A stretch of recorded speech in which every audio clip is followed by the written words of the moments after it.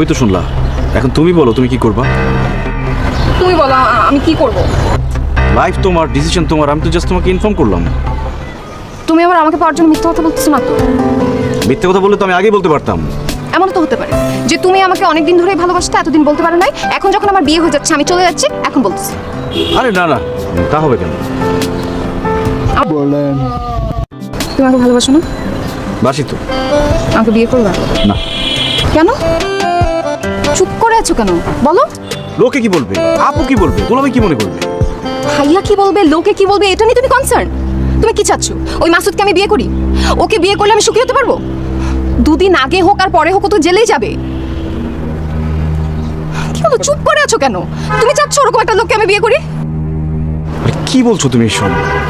তানভীর, আমি তোমাকে ভালোবাসি।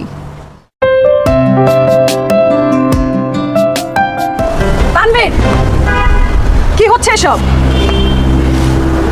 আপু, আমি রেশমাকে ভালোবাসি। ওকে ভালোবাসি ভাবি। কি বলছিস এসব? পাগল হয়ে গেছিস তোরা? আজ বাদে কাল বিয়ে আর আজকে বলছিস ভালোবাসিস। কেন এই কথাটা আগে বলতে পারতি না? ভাবি, ভাবি মাসুদ একটা খারাপ লোক, ওকে আমি বিয়ে করতে পারবো না। ভাবি তুমি আমার মায়ের মতো, তুমি প্লিজ কিছু একটা করো। আর তানভীরকে যে আমি কখন ভালোবেসে ফেলেছি আমি নিজেও জানি না।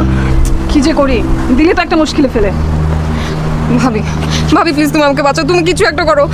তানভীরকে ছাড়া ওই মাসুদের সাথে বিয়ে দিলে আমি কিন্তু মরে যাবো, আমি কিন্তু সুইসাইড করবো ভাবি। না না, এইসব বলে না, এইসব বলে না লক্ষ্মী বোন আমার। আচ্ছা ঠিক আছে, আমি দেখি কি করতে পারি, আমি কোনো না কোনো একটা ব্যবস্থা করব। প্লিজ প্লিজ তুমি কিছু একটা করো। কি খবর তোমার? চলে এসেছো? হ্যাঁ, আমি বলেছিলাম না বিয়ের আগে আমি সব কাজ শেষ করে চলে আসবো। দেখো আমি আমার কথা রেখেছি। কি ব্যাপার, তোমার মুড অফ কেন? না না, আমি ঠিক আছি। শিওর? ভালো কথা, আমাদের পাত্রী কোথায়, মানে আমাদের রেশমি কোথায়? ওই একটু ওর ঘরে শুয়ে আছে। এই অবেলায় শুয়ে আছে, মানে কি সব ঠিক আছে তো?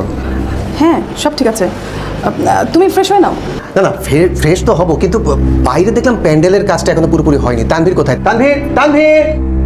তানভীর, তানভীর বাসা থেকে চলে গেছে। কি? বাসা থেকে চলে গেছে? কালকে বিয়ে, ও বাসা থেকে চলে গেছে, মানে কোথায় গেছে?